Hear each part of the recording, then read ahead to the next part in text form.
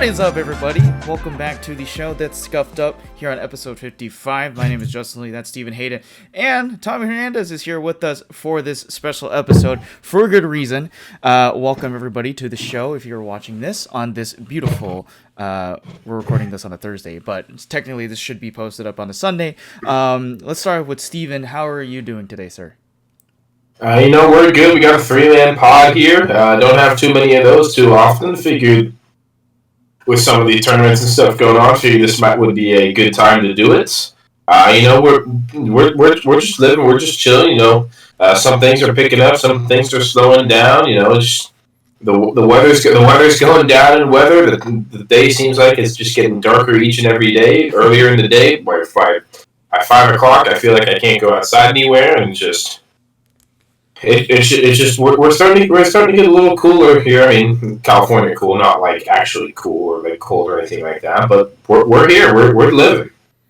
Definitely. It's a new world, new country, new. Obviously, daylight savings is over. It's getting darker, like you said. Tommy Hernandez is joining us from Azusa Pacific. Tommy, how's the dorm life over there, my man? It's going great. I'm really enjoying it. I'm definitely having a blast with my roommate's not here, but it's been a lot of fun. Just living on my own, learning some new things, being a grown up, look at my scruffy beard and stuff like that. I know. It's adult life when you have to start shaving like every 1 or 2 days or whatever. Oh yeah. Yeah. Bygone are the days of just like looking at peach fuzz and saying that that's a mustache, i.e. my brother. He's like, oh, look at the mustache. I'm like, no, you don't. You have peach fuzz. Shut up. Ethan's gonna just strays right away. No, for real, yeah. So I've been on here. You can figure that out later. If he listens. Yeah, he does. He will knock on my door and he comes into our room and says, why did you mention that on the pod? I'd be like, because it's funny, dude. It's just really funny. All right.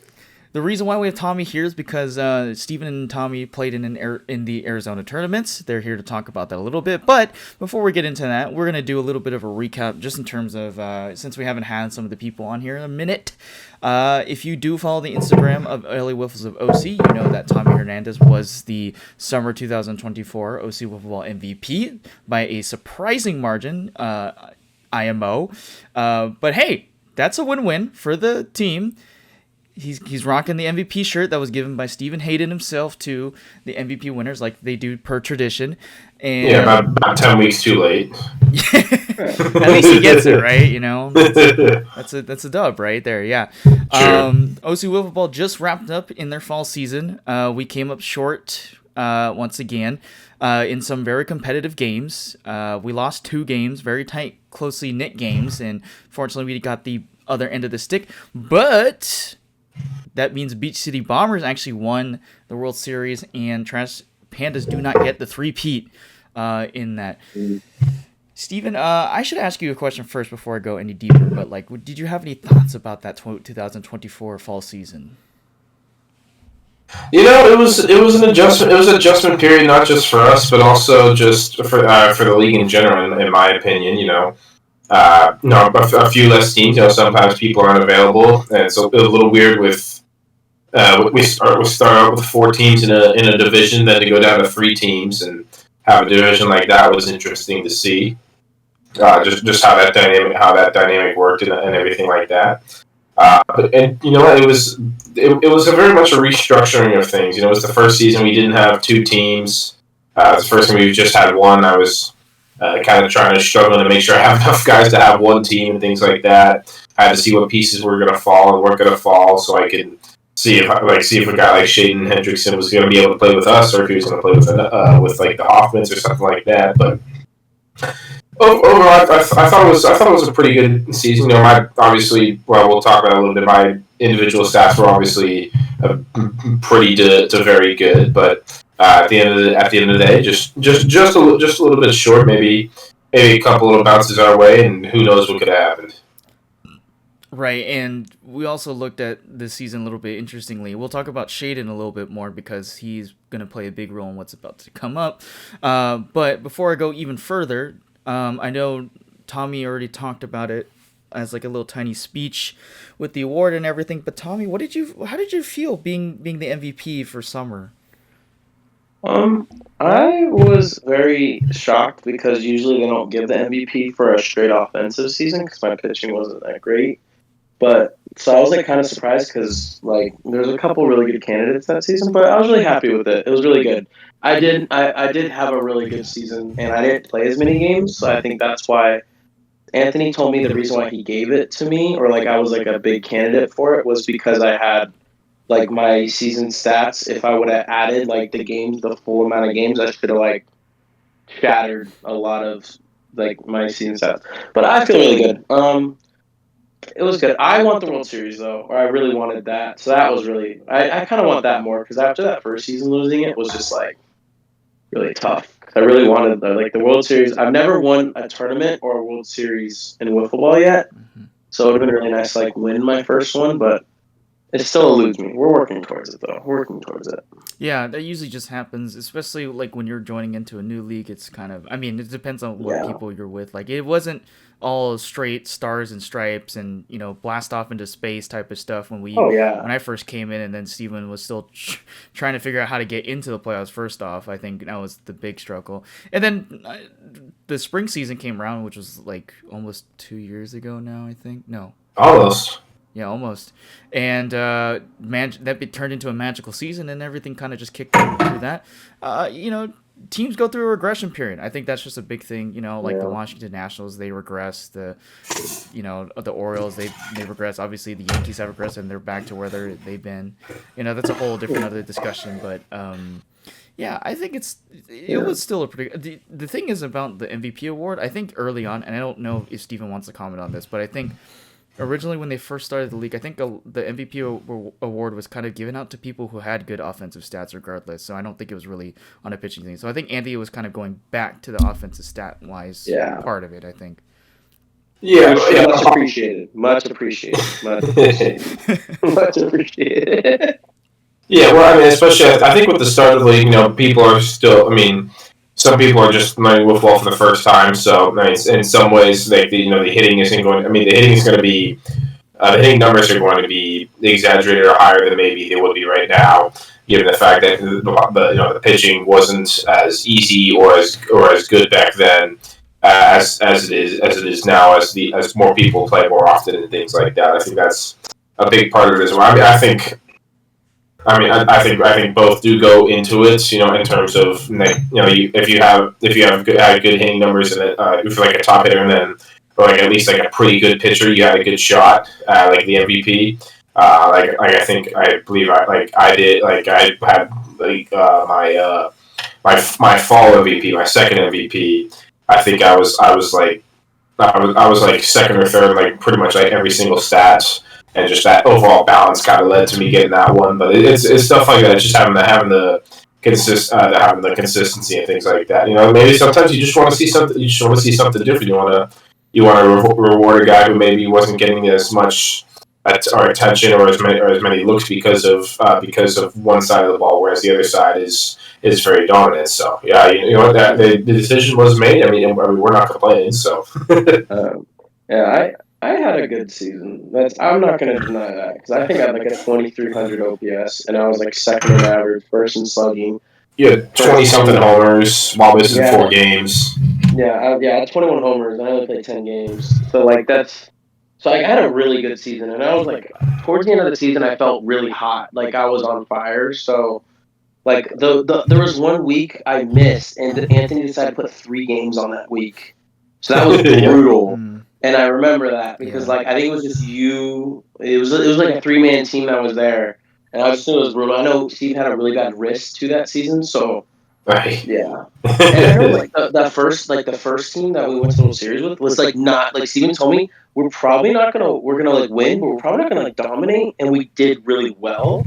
So I know that was like a big surprise. So that's why I think like I do agree with you what you said, Justin. I think we were supposed to regress that season, but we didn't, and we made it. But like it wasn't as strong as it could be. And then that second season showed true regression of like all of like adding new players and like people were hurt or I like people who didn't show. I know Justin, you were busy with some things, and it just was like we were running more of a 4-man team, and like it was just it just wasn't like the strongest season we had.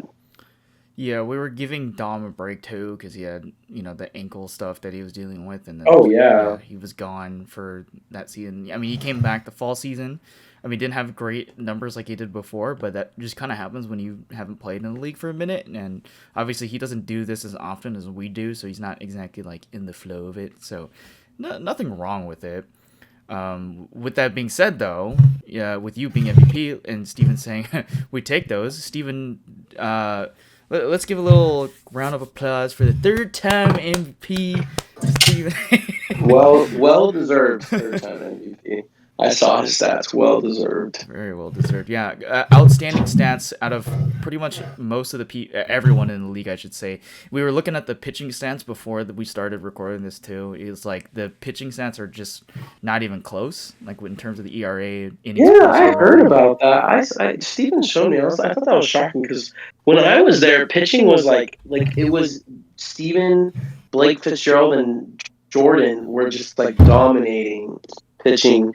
And then like there was like a couple other good pitchers in the mix, but it was like those three. Even like David, like a reliever type, and James when James was there, like that's who was the pitchers. And so like to see like the regression besides Steven, of course, Steven threw great.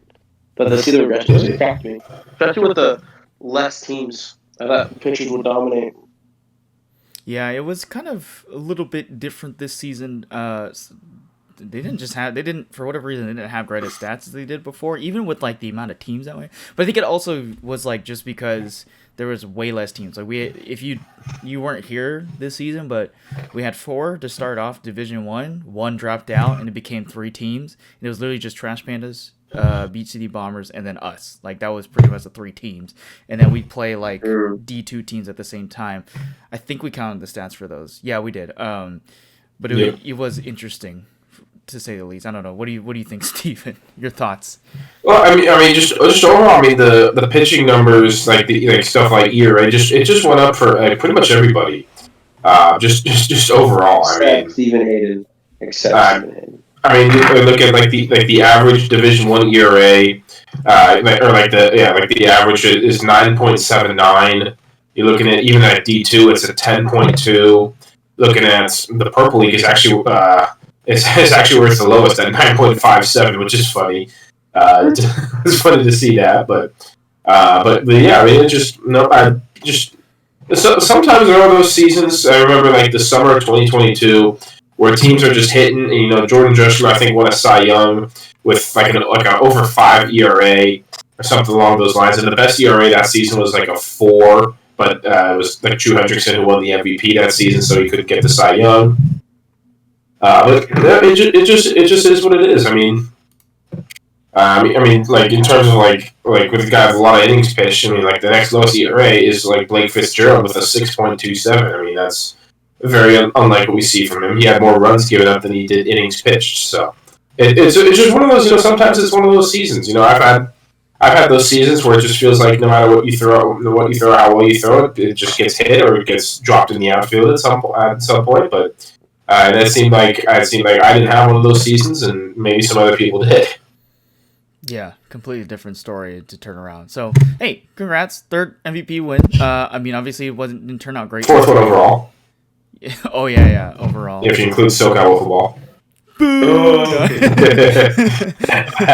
Okay, buddy. The SoCal one is actually, I think, in my opinion, is tougher to get because it's a tough league to. Oh yeah. Yeah, compared to this league, which is more recreational in regards. So. Yeah, you have 4 times a year you can win this one now, versus that one's just once a year. I mean, based off the way that season's gone, I'm nowhere close to it. So. Yeah. I do want to add this on there. Looking at this, I believe this was the 11th season of OC Wiffle Ball. Somebody from the LA Wiffles of OC has won the MVP 6 out of the 11 seasons. That's wild. That's actually wild. We had the very first season of the LA Wiffles. This is the spring of 2022. We had Joe Harkey win the MVP, which I thought maybe I was going to get it based off my hitting and pitching, but he was just a monster that season. He had over like 50 hits that season in like 12, 13 games. Then you had three in a row. You had me win it twice in the summer and fall of last year, and then Jordan won it in the winter of last year. Then you had Tommy win it in the summer of this year, and then you just had me win it. So, 6 out of 11 seasons, the winner has come from the LA Wolf, a member of the LA Wolves OC. So I think that's pretty cool. I hope half the top division MVP awards, or even when it was just one league or one division back then, has all come from the LA Wolves OC. Very nice. Maybe. So Justin, just let me know when it's your turn. All right. Yeah, I know. I was like, maybe it's time for someone new to do it, but I don't know. We'll see. Yeah, I would love to see you win one, Justin. I would love to see that. Well, this is a good segue into the next bit, which is about the winter season. I think started off the season with already 3 home runs, but 2 of them came off of a Division 2 team. The first home run Division 1 was sweeter than most home runs I've ever hit. Oh man, Justin, I hit 5 homers off of a Division 2 team my first season, like in one game. Like those are the ones you got to take advantage of. No, seriously, that's literally what I've been trying to do. Those are the teams. Well, besides Rathman throwing me right down the middle, those are the teams to take advantage of. I will say I did almost hit a home run lefty. Sorry, I had to throw that in there. I almost hit one lefty. No, I was gonna say it does make it tough now that we have a rule. If you score more than 10 runs, you have to hit lefty. So that's another added obstacle. So I have to work on my lefty skills, I guess, too, to get even over. Just go one-handed like I did. Yeah. That's actually not a bad idea. I had 3 hits hitting one-handed. Yeah, I believe it. That's honestly not the worst idea because you can still. Because honestly, lefty right, using your right hand on lefty, you just have so much control with the bat if you get done correctly. So you can literally just little up the middle shots. Looking like Dylan Hoffman up there.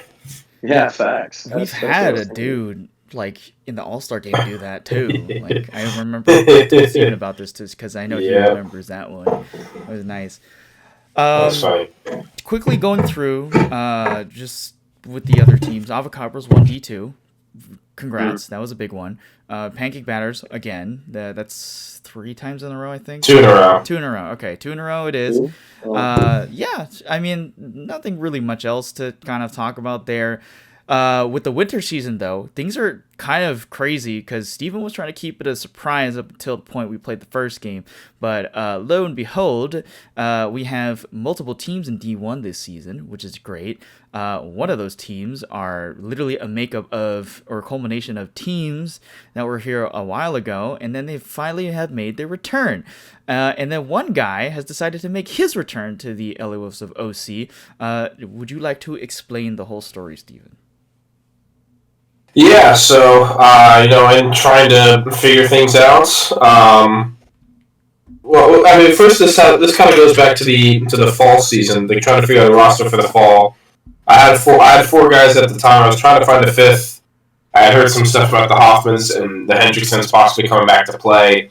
So I reached out to try to get them to see if they can get them set up so they can sign back up. And I also said, if you guys don't end up signing up and you guys still want to play, just come play with me. So that's how we ended up getting Hayden in the first place, was just because the rest of the Hoffmans and Hendricksons and whoever else was not able to sign up. So Hayden wanted to play, so he just came and played with Wolfels. That's how he ended up there for the fall season. Then for the winter season, I started hearing more that the Hoffmans saying they're more likely to sign up for this next season, for the winter season. So Hayden told me, if that happens, I'm going to go back there. I was like, yeah, that's fine. That was the original plan in the first place. So then I had to scramble around and try to figure out some stuff. At that point, I only had me, Justin Lee, and Ethan Lee on the team. Eventually, ended up getting Ethan Rathman on the team, and then I still needed a 5th, trying to figure something else. I know Tommy said he was unavailable. I even messaged James Lee just to see if he wanted to try to come back and play, but he was not able. He said he was not able to.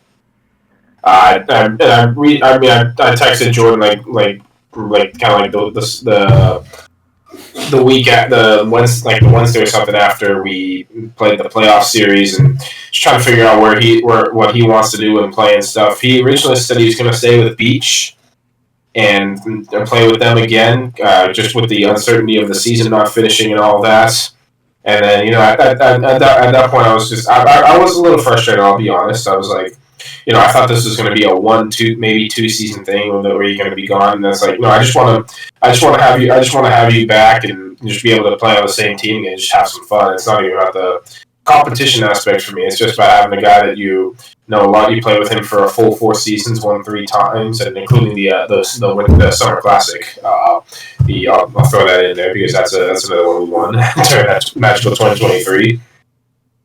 I was like, I'm just trying to figure some stuff out in terms of like the competitiveness and all that with the Hoffmans coming back and Hendrickson's Shaden playing with them and all that stuff. It was like I'm trying to figure stuff out because I was like I had no Shaden, no Tommy.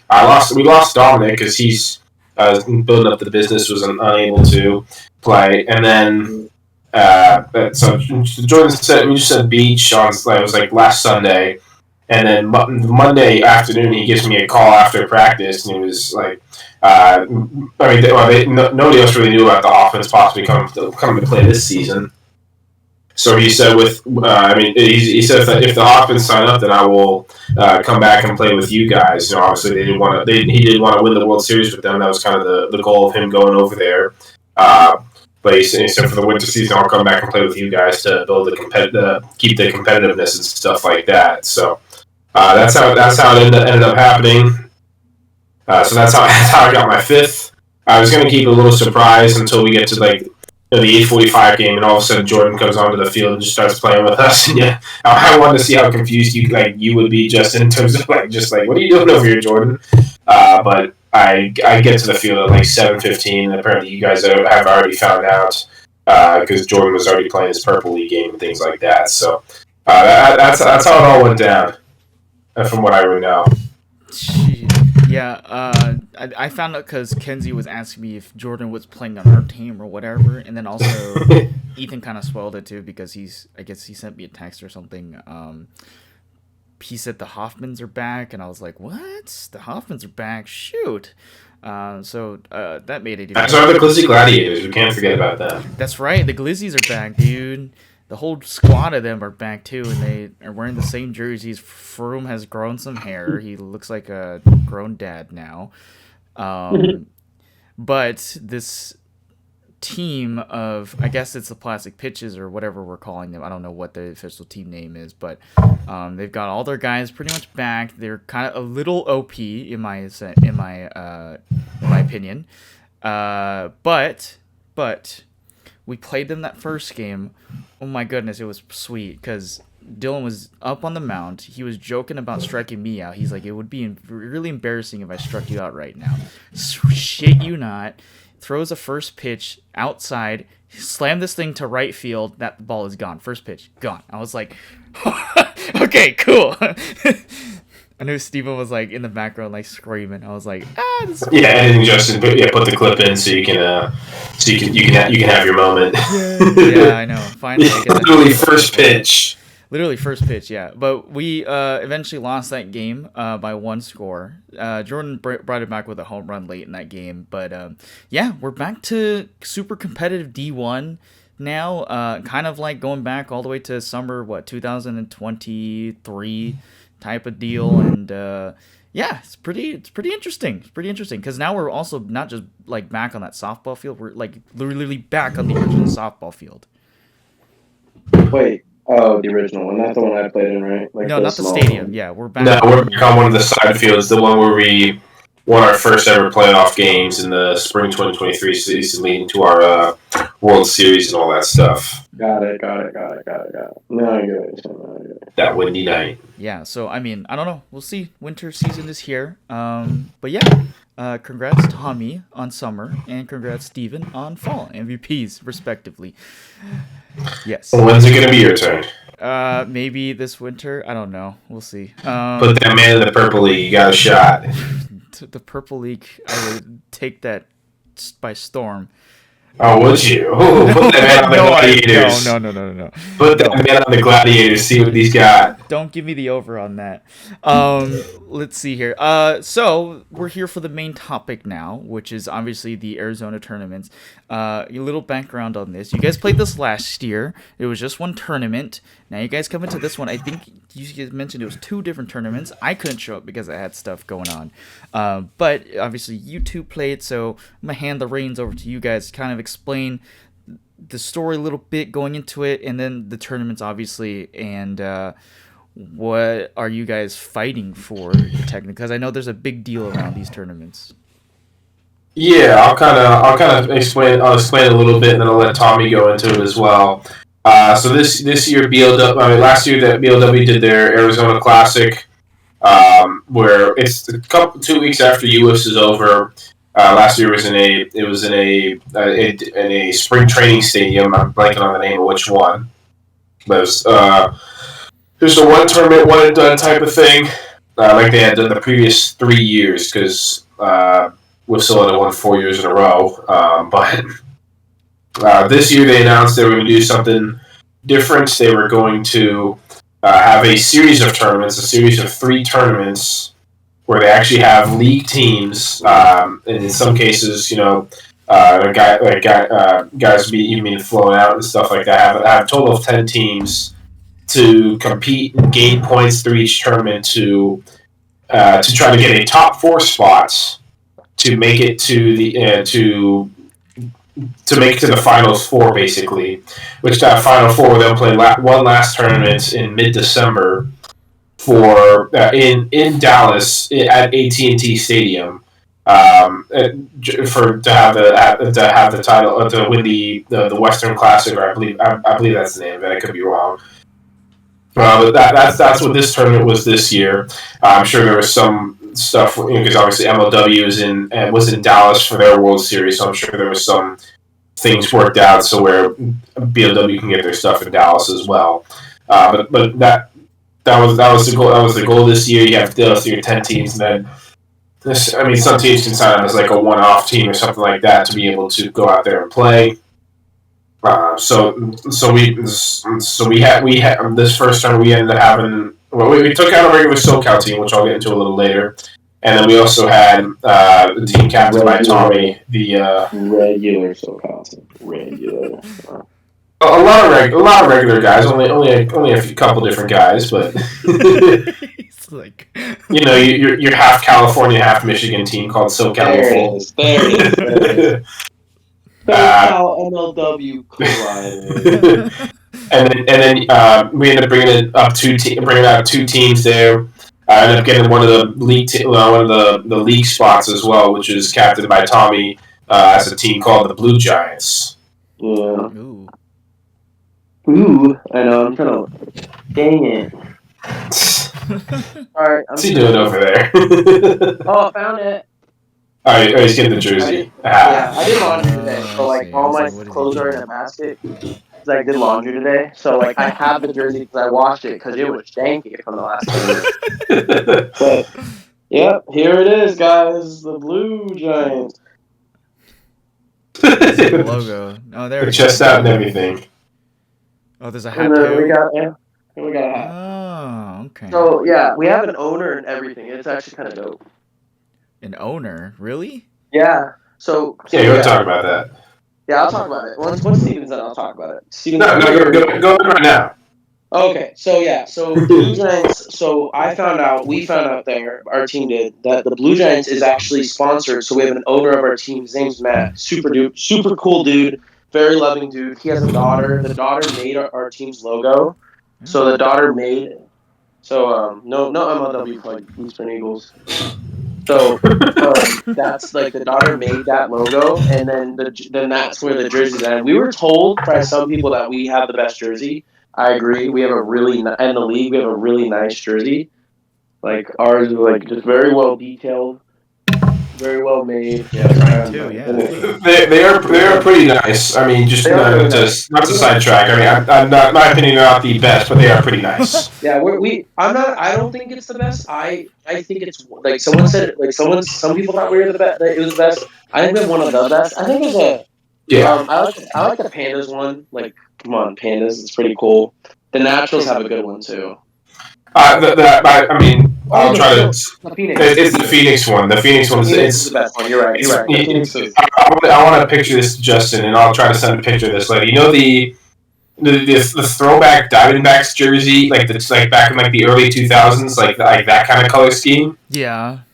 It's basically that. Oh, that's actually Oh, kind of. It looks sick. I have a picture of it. Wait, It that looks is sick. actually- And they have matching hats and everything. It is so dope. Theirs is actually the best. Yeah, we're like top 3 jerseys, but like theirs is the best. Like clearly, like the Thrashers kind of got screwed over because the guy went all orange with the Thrashers, and it looks a little it's not terrible, but it's like one of them has like a outlaw on like the thing, but it's like a really rough orange, so it's like it's all right. The Naturals look very good, so it's yeah. I think there's only one jersey that looks Oh. good in orange. Steven knows what I'm talking about. Oh yeah. Oh, I don't know that. What, the Bears jersey? The LA Wolves OC. What the fuck? Oh, the Bears jersey. Oh yeah. No. I'm ending the podcast right now. Any podcast? Yeah, literally. But please continue about what you guys were doing. Yeah. Did you want to go first, Steven, about how SoCal did, or did you want to go Blue Jays first for the first tournament? I mean, we can kind of go like back. We can kind of go back and forth a little bit. I mean, We meet in the middle at some point, so Yeah. we meet in the middle. So we'll start with our focus on the pool play and kind of like the process about like how everyone was and stuff like that. So for this first one, we actually ended up staying in one huge house. That had a lot of ground to cover. A lot of different rooms, a lot of beds. Outside, I think it had a pool, a hot tub.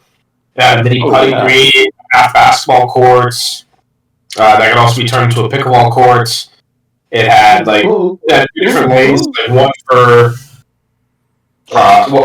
for what's it called for cornhole, and one for like racket, like for croquet or something, stuff like that. It was. Hey, Justin, do you want to know what wiffle ball guys did with that backyard? Used it for wiffle ball.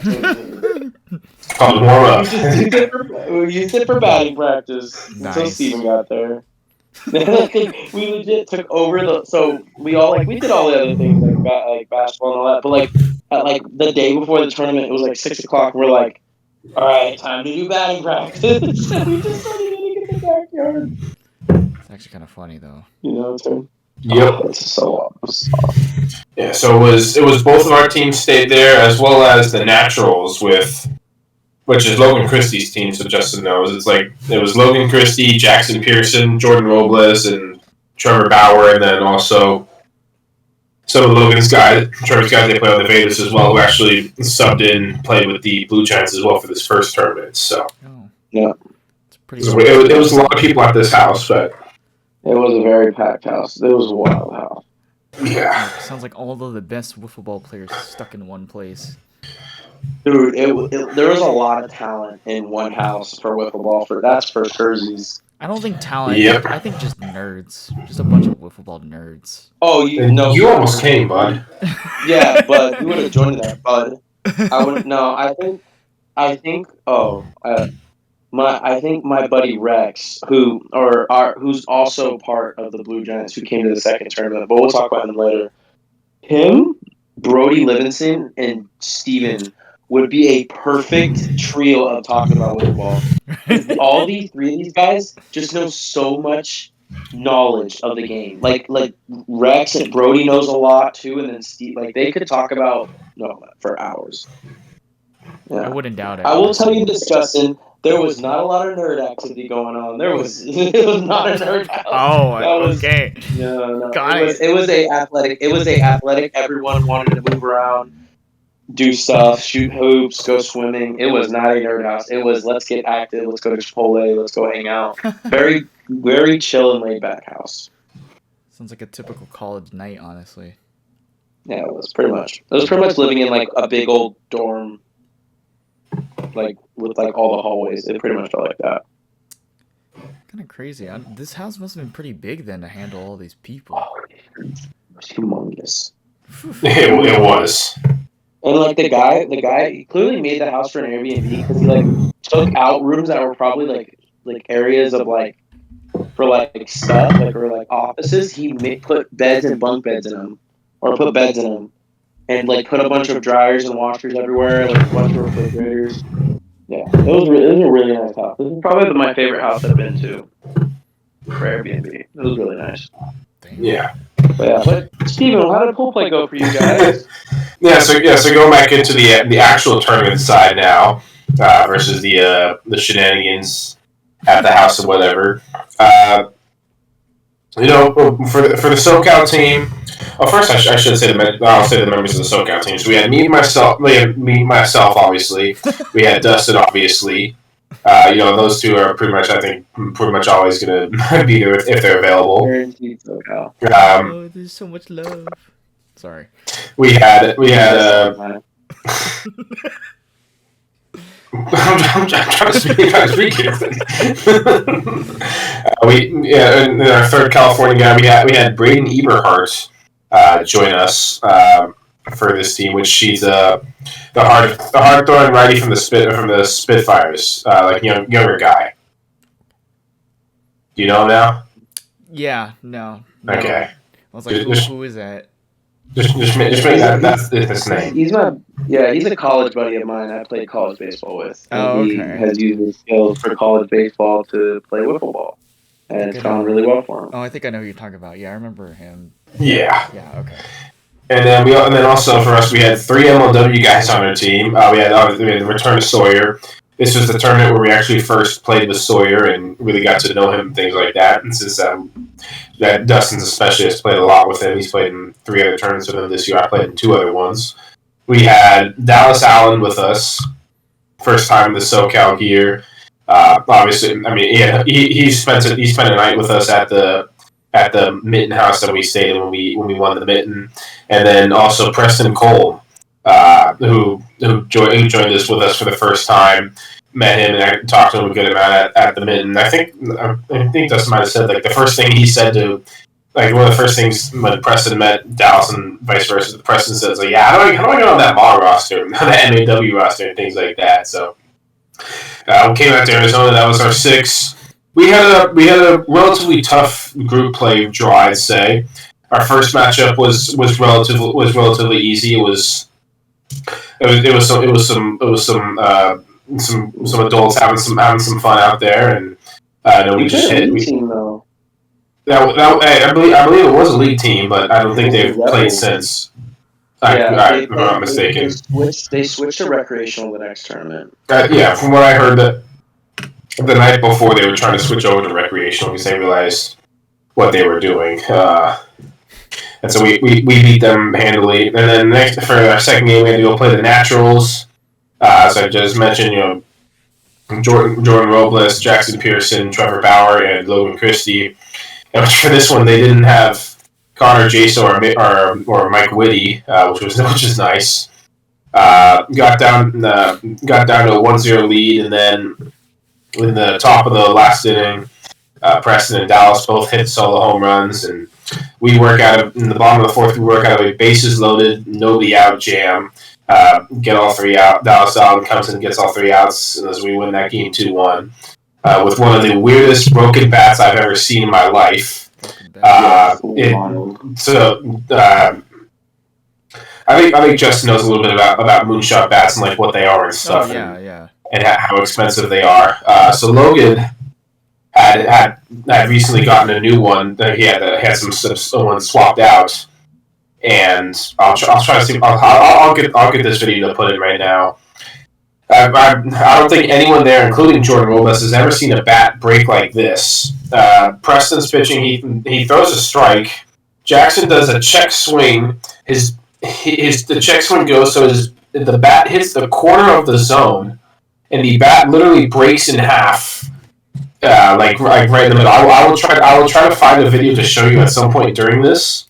It was the weird, like the bat literally, like it wasn't like one of the cats fell off, or it was literally the bat broke in the middle on a check swing, and I think it happened even before even before he hit the zone. I think it was literally just the pressure of him like like going to swing, broke the bat, broke a $200+ bat. That's kind of crazy. It was wild.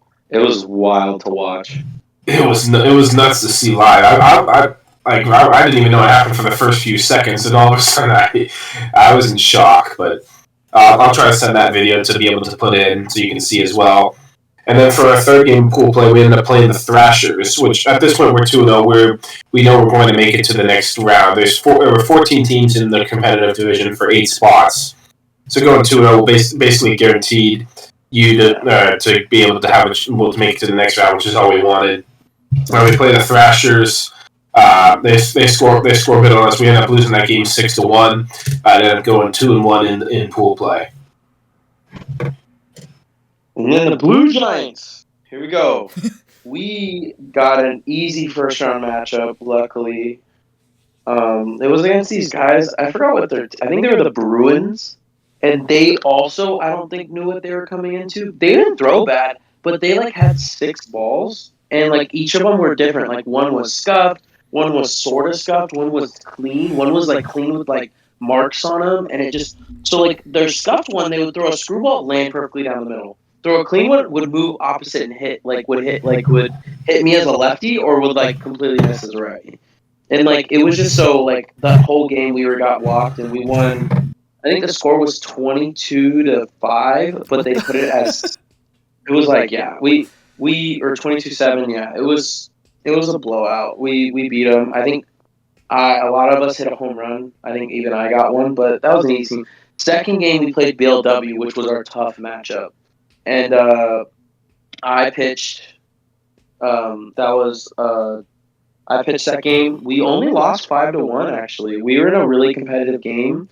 I bless God on this. I hit a home run off Brody Livingston, who was throwing above 90.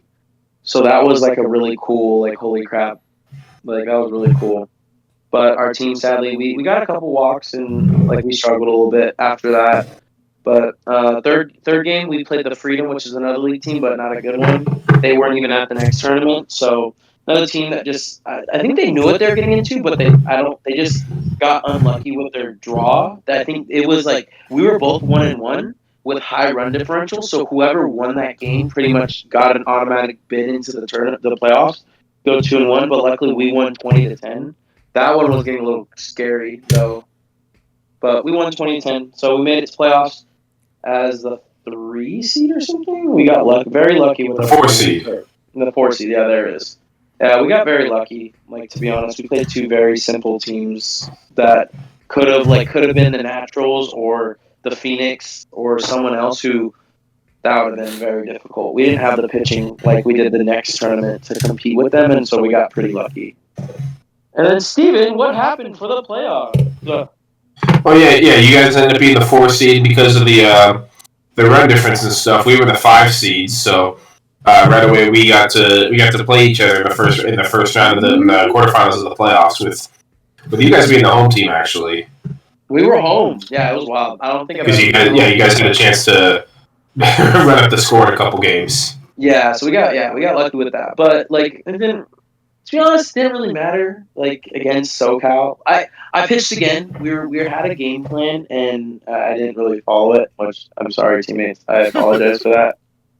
We didn't have pitching. Like we didn't have pitching. To be honest, Steven knows we didn't have pitching.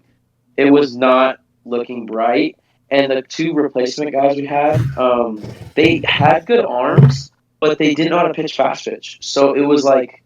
They were trying to figure it out as we warm up, and I was warming up too to as a reliever. I was supposed to be like a reliever that game, and they saw me hitting the zone, and they were just like, "You pitch this game," and so I was like, "Oh, all right, I'll throw the playoff game," and then it went underway. It was a good game, honestly, until like the 3rd inning. I think after the 3rd, it was like 6-1, so it wasn't like a. I God bless God, I got another homer off Preston, but yeah, sadly, my velo was going way down. I think it was my 7th inning of work, so my velo was going way down, and so they were just crushing me. Steven had a triple off me, Dustin had a triple off me, Dallas had a triple off me, I think Preston had a double off me. No one hit a homer, but it was just hit after hit after hit. That's how it kind of went. Yeah, I mean, I think it was I broke it open in the second inning with a RBI double. Yeah, that's right. And then I think you had a solo home run in the second, and then after that we just kept going. We started getting it going, and just letting it ride. I didn't have. Well, my velo was gone by that inning. And I don't have. I can pitch a pool play game and like get a win in a pool play game, but playoffs is really tough. Especially when I was only throwing like I would say like 70 miles an hour by that point. My arm was toast. Yeah, so it was just you guys were getting it going. Our team wasn't able to get any offense going. It wasn't the best.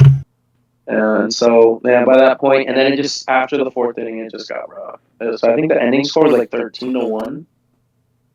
It was like it might have been like 16 to be. I think I might remember 16-1. Something like it got a little ugly at the end. It was just like we just kept walking. Like we just couldn't get strikes, so we were trying to hit it. Something like just we were just trying to hit the ball, put the ball in play, but then like we just wouldn't get strikes to be able to do it. It wasn't the prettiest end for the Blue Giants, but we got points for that tournament for the ranking system. We got points. But Steven, this is where you take over for the whole entire thing because the Blue Giants. No more talking for anyone, I guess. Steven, you're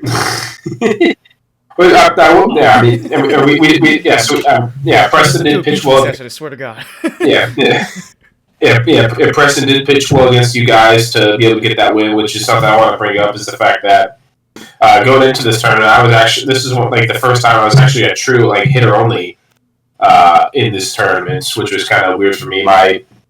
Just right before that, I had gotten told I had bicep tendonitis, which actually for me was all the front of my shoulder, which I still have a little bit, but it's gotten a lot better, and I'll continue to I'll just continue to keep throwing at this point because I feel better to throw. But at that point, I wasn't throwing at all, so we just relied on guys like Sawyer, Braden, Preston, and Dallas, especially Preston and Dallas, to get us through early to be able to get the job done. But we go into the semifinals where we go take on the Pandas, which is the BOW main team, which is the one that Tommy and the Blue Giants had lost to earlier.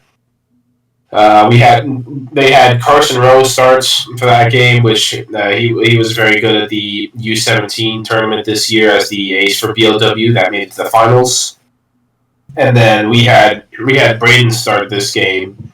I believe we start. I think I had a single based off an error that we didn't do anything in the first, and then Braden struggled on the mound. Couldn't find the strike zone enough for 3 strikes. He found some strikes, but not enough for 3 strikes to a hitter. We ended up having to go to Sawyer in the first inning. I think they scored a couple in the bottom of the first.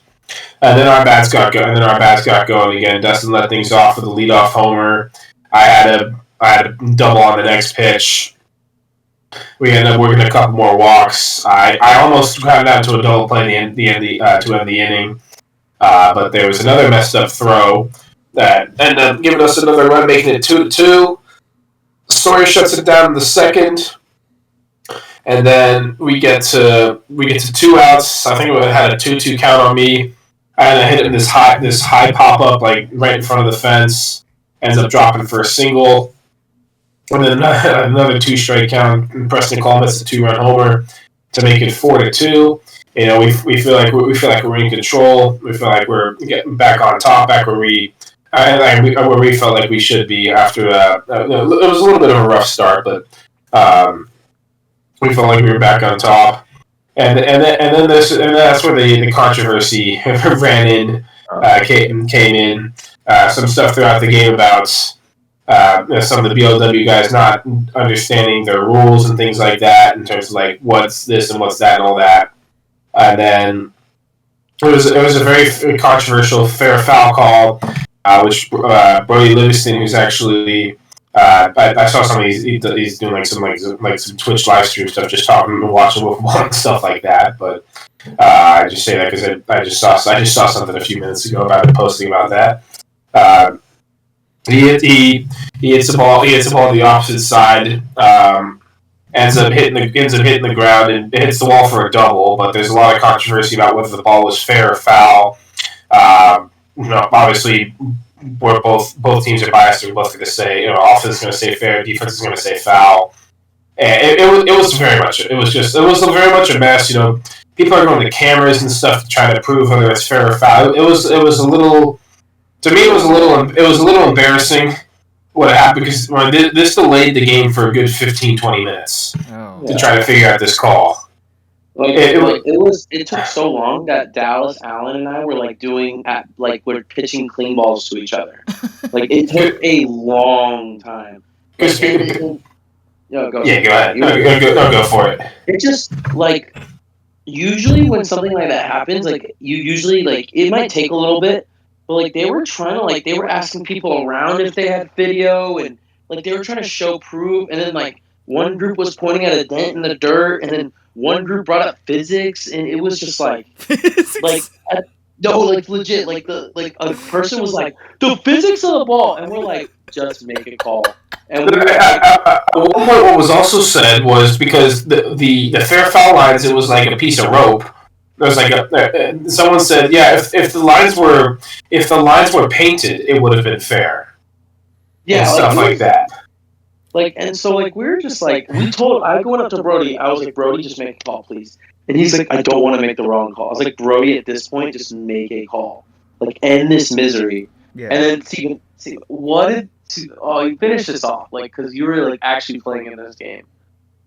It was just it was just kind of good for me, because I just got to talk to the cameraman there for 15-20 minutes. I had to learn more about him, and it was their main photographer for the tournament and all that.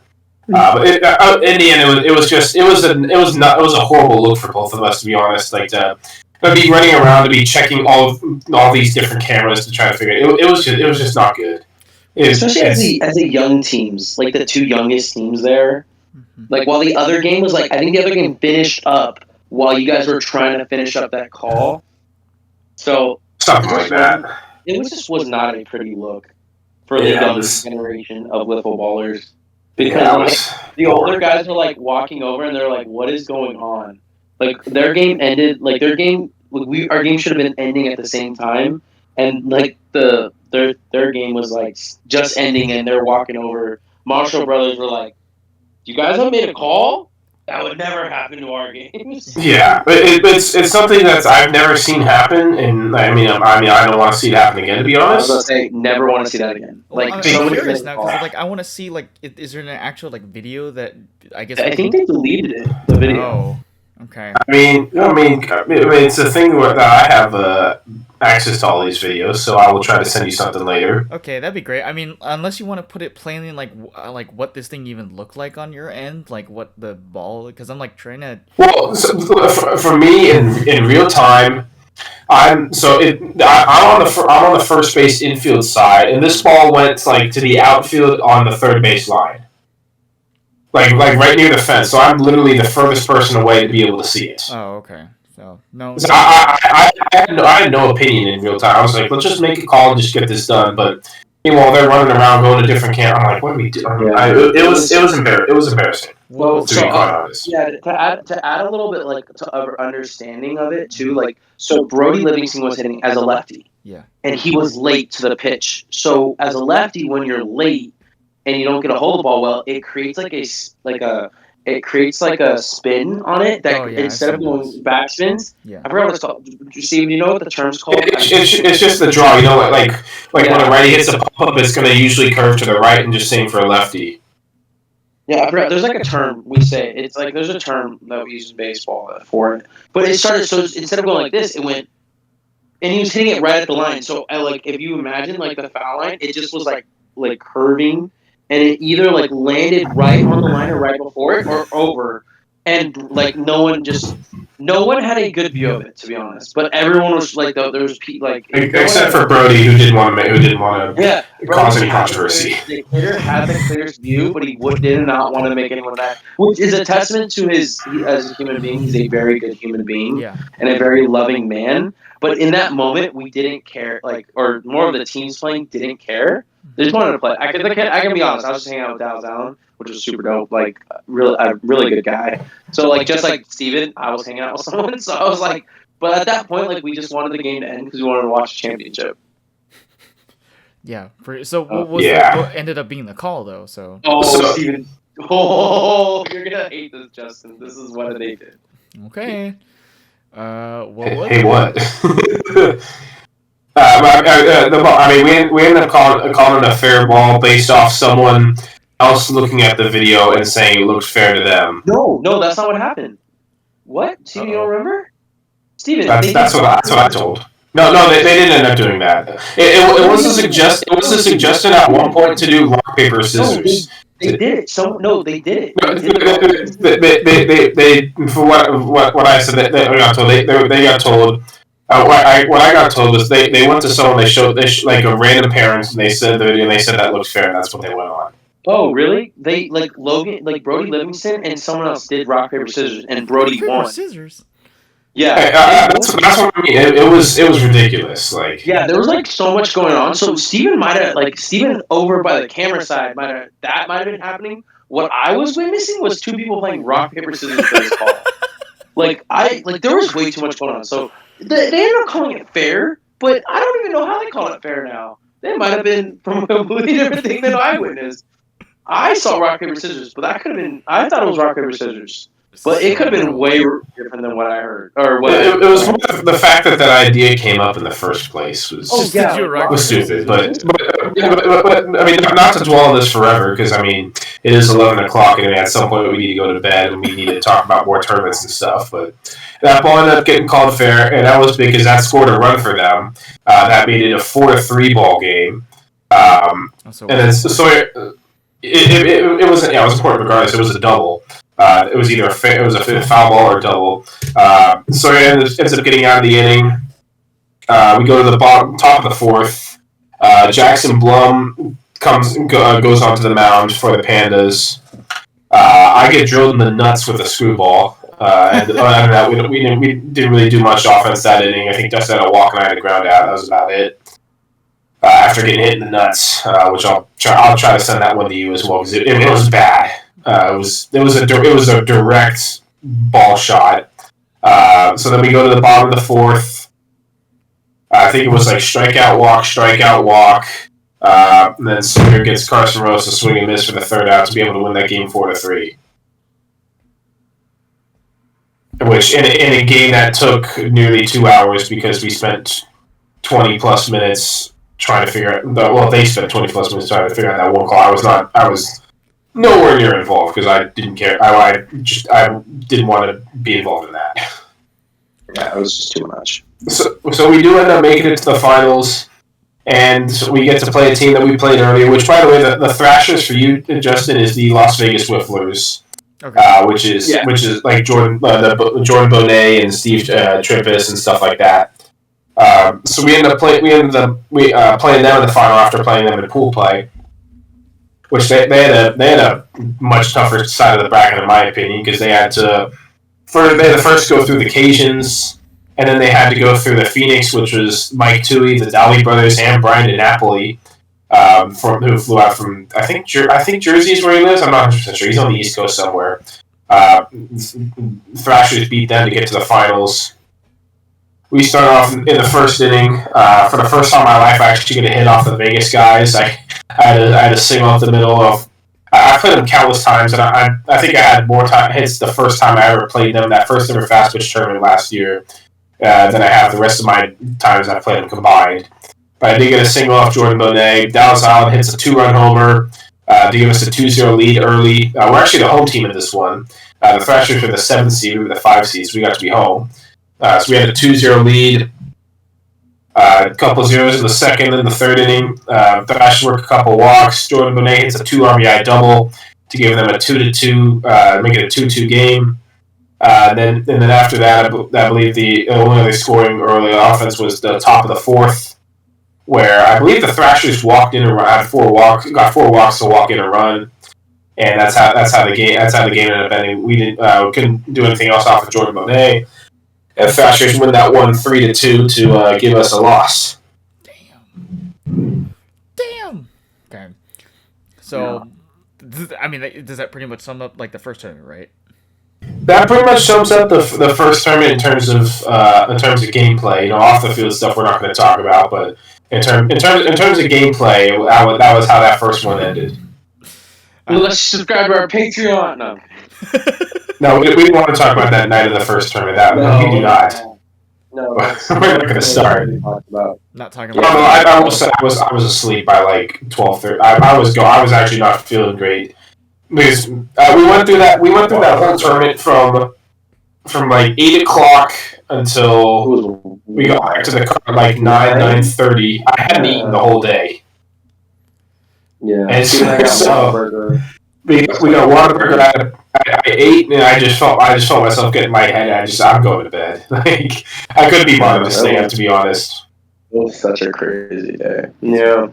I mean, this is already like a ridiculous story because you talk about the foul ball stuff. Oh my gosh! No.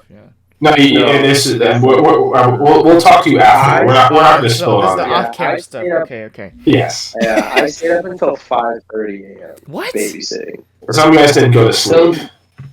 Some guys didn't go to sleep. All right, and then so yeah. My turn to talk about the second tournament.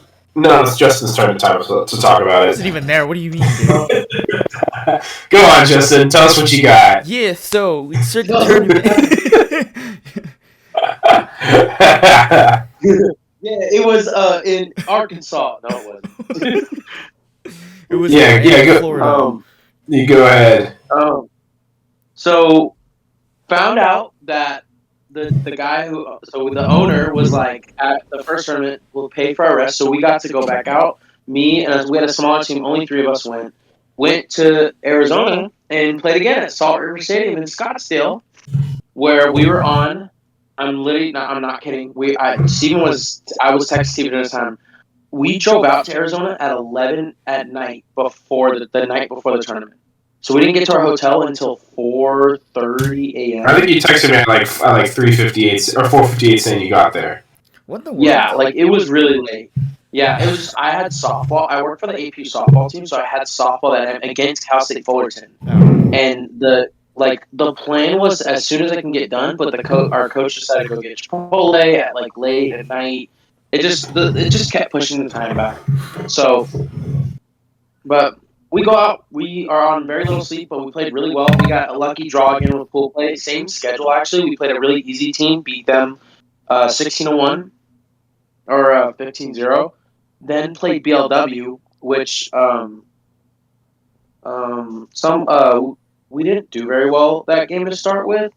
We started off really bad. It was Brody pitched again against us, and we didn't put up a run. We lost 6-0. I came in for relief, gave up 0, but the damage was done. But that was a good team. They're a good team, so it's really tough. Like they beat me last time. This time they got the best of someone else. And then we played another easy draw. Like literally, it was like a dad lobbing us pitches with like his 2 sons. We won that game 16-1. So we had a really good run differential again going in. I think we had the 4 seed again.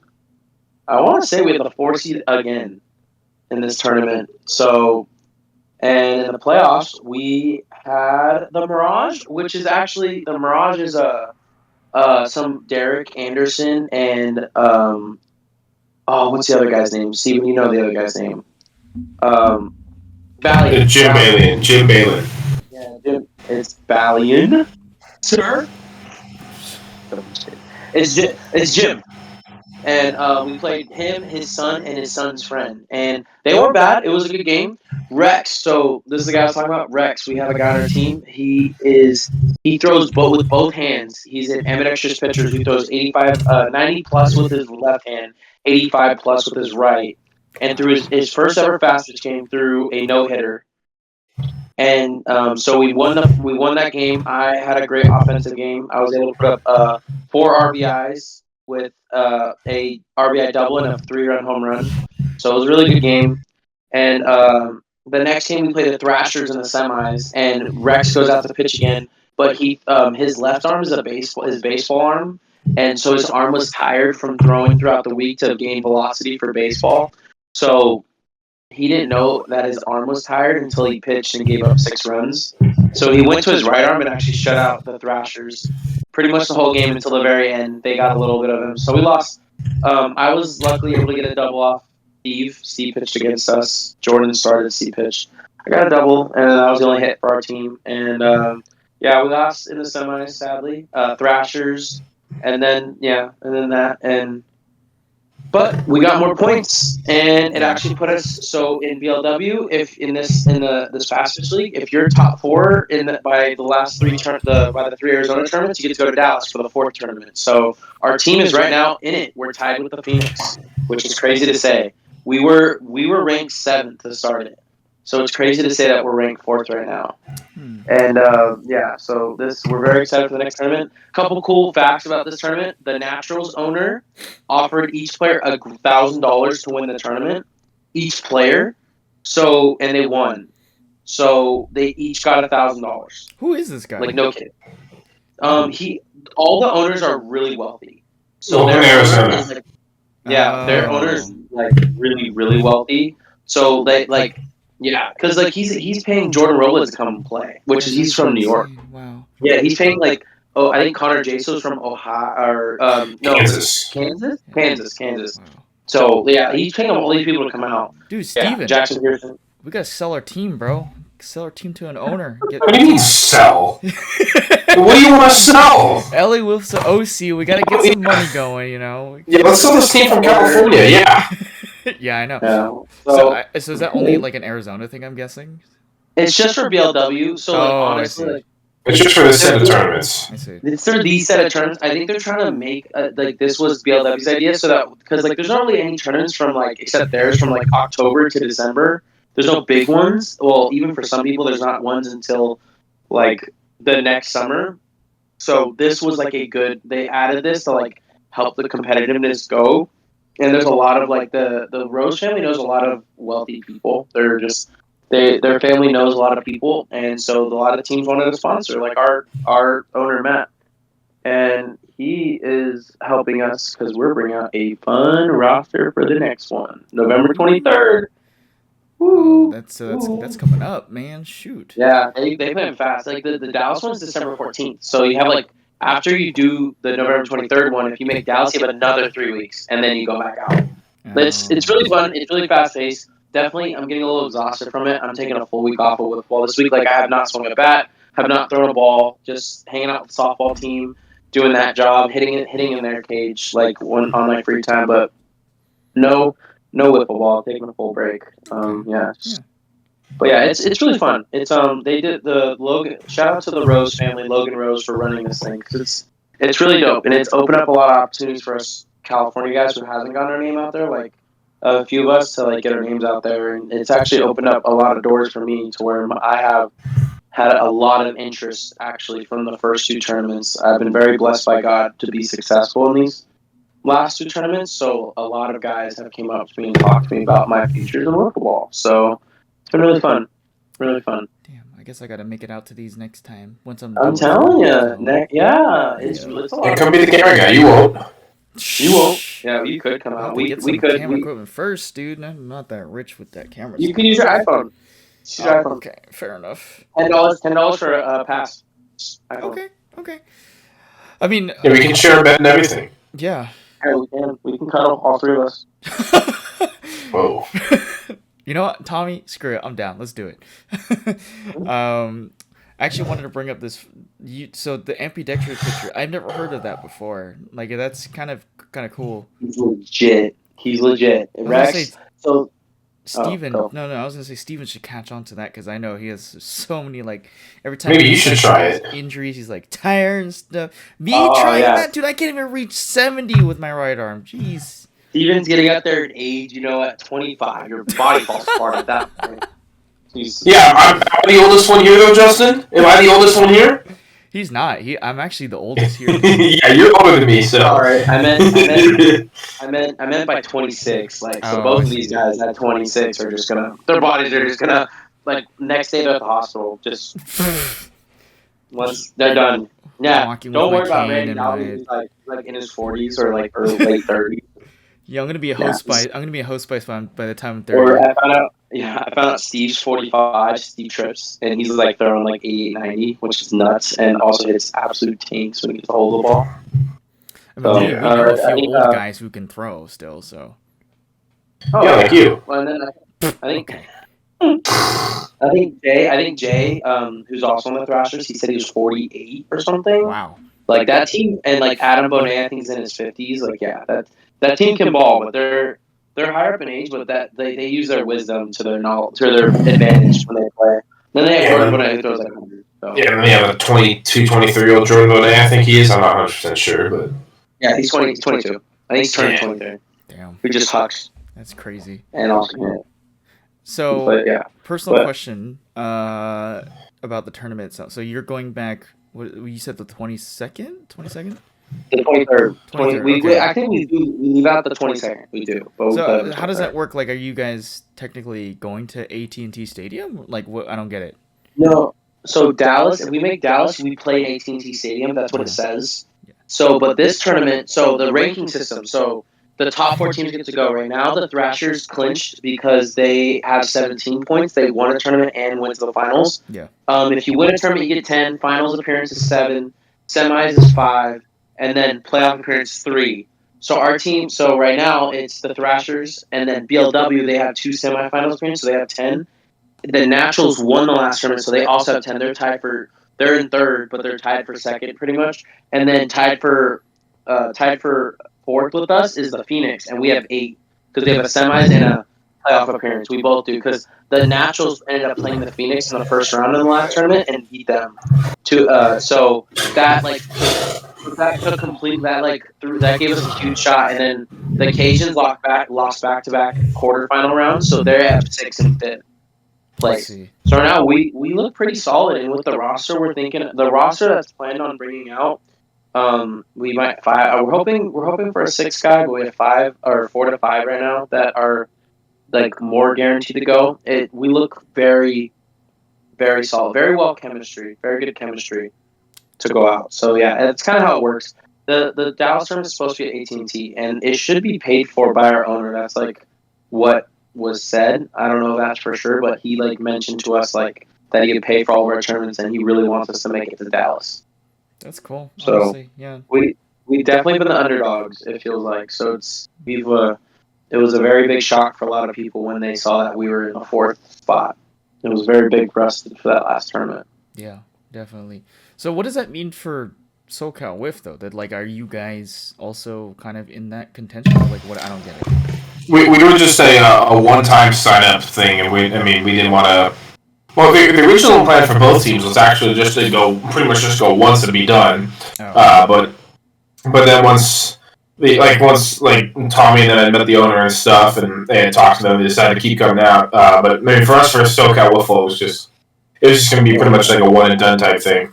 Oh, yeah, So actually still 7 points from that first tournament because we made it to the final, so no one got that 7 points. We would have been in the second right away. Yeah. Yeah, if SoCal was in it, it would be a little different. I think SoCal would have back-to-back finals appearances, or at least like a semifinals. And yeah, they would have been. Yeah, SoCal would have been done really, really good. So pretty much SoCal technically is in 5th. If you want to add them, they're not part of it, but if you want to add them, they're in 5th off of one tournament, which is kind of crazy. Like one tournament, they're in 5th. Yeah. Yep. So for you guys on the 23rd, like you guys have to pretty much get into the playoffs somehow, get in front of Phoenix, and then you're in.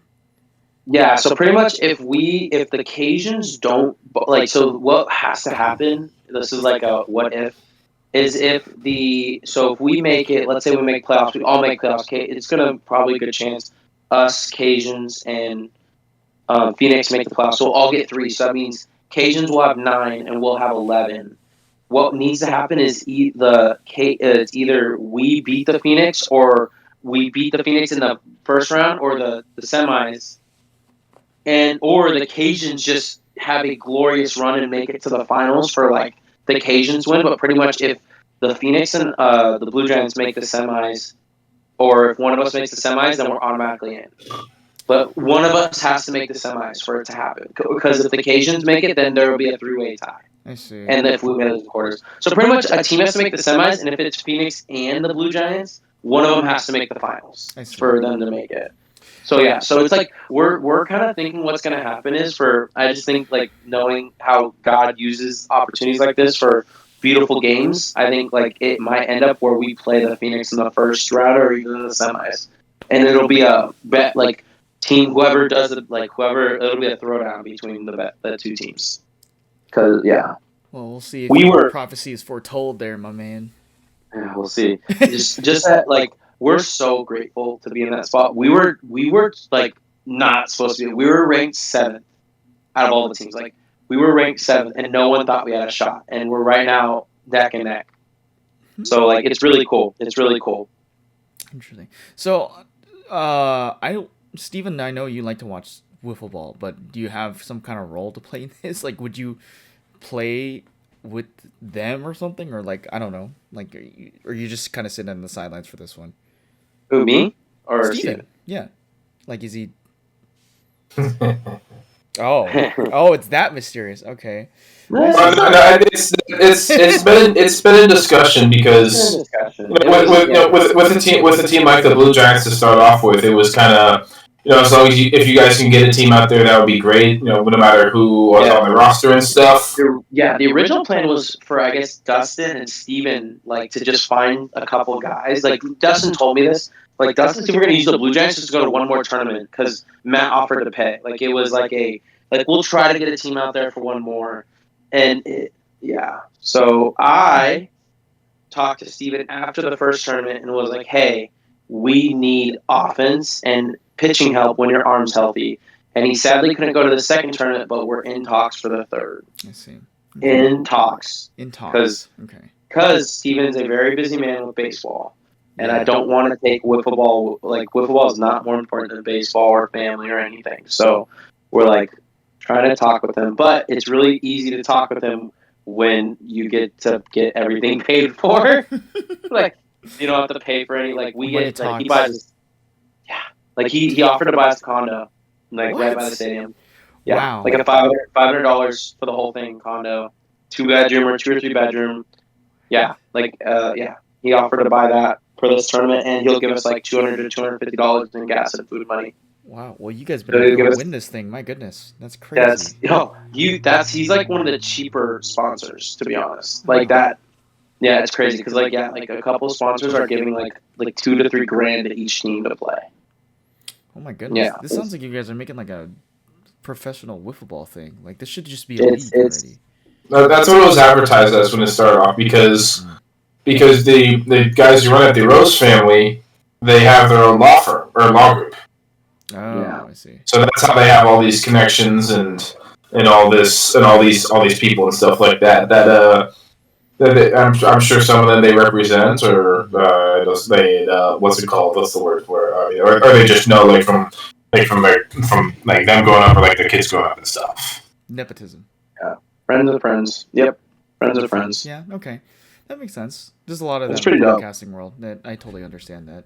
Yeah, it's a lot of it's a lot of that. Like friends of friends. Mm-hmm. Got to know someone to know someone. Like, and then you're like, oh my gosh, that guy has a lot of money. Like, the Thrashers owner owns private jets. He sells them. That's crazy, dude. Yeah, so that makes sense to them. And, and the Naturals owner is, like, super loaded. Like, they're probably the most.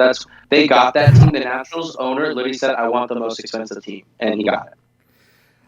See, I didn't know that any of this existed. This is a whole new concept to... Yeah, it's a whole new world to you. And especially to people who are watching this, because I don't even think most of them would even understand what the heck is going on.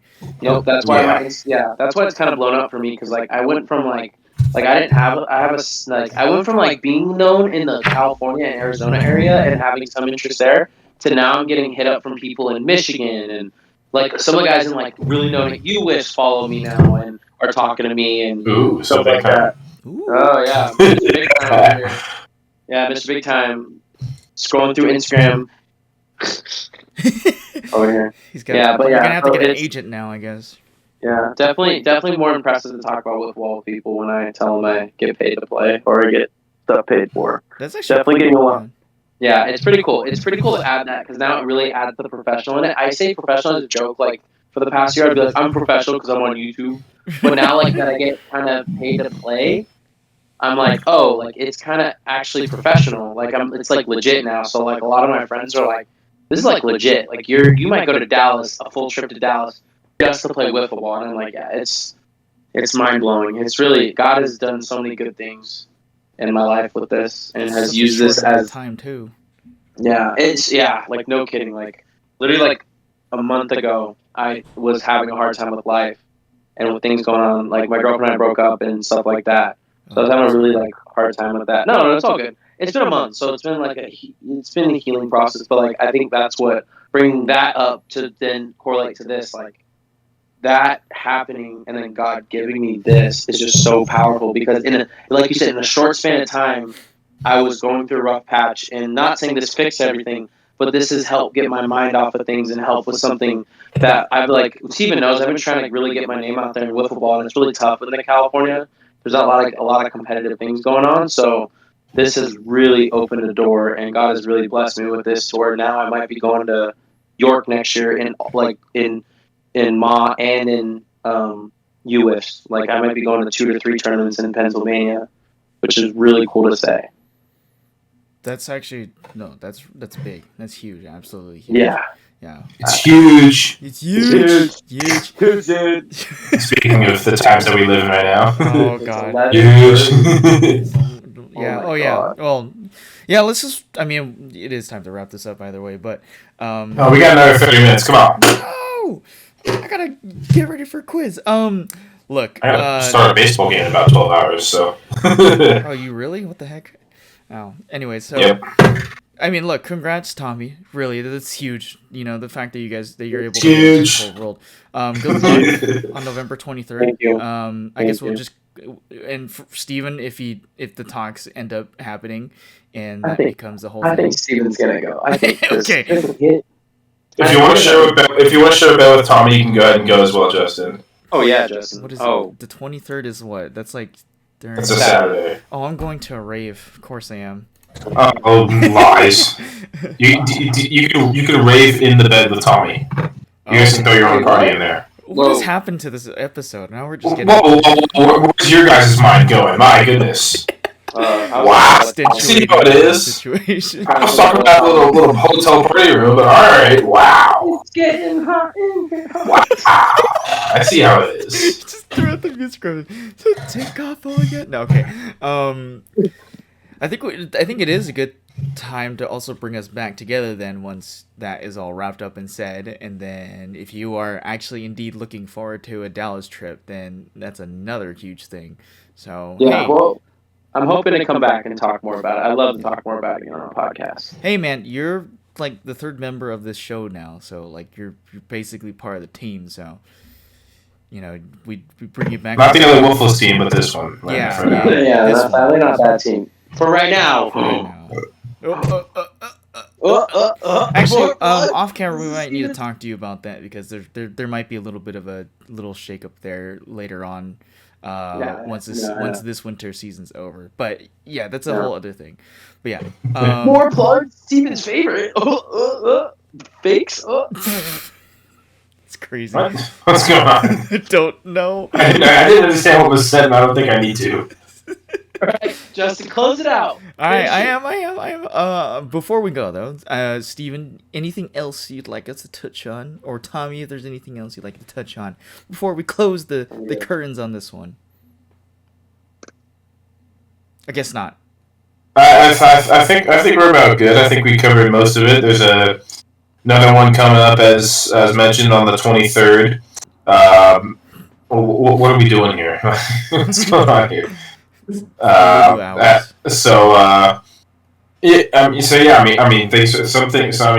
year is dying down, but the football stuff has continued on longer than it has in the past. So we'll just see what keeps happening and keep moving from there. Excellent, love it. All right, well. That's it for us here. My name's Justin. That's Stephen Hayden. Tommy Hernandez. This has been episode 55. Make sure you guys follow the YouTube channel and the Instagram for all the quickest updates on everything. And please have a great rest of your week. And when we have another episode, we will let you know. Thanks for joining, and have a great evening.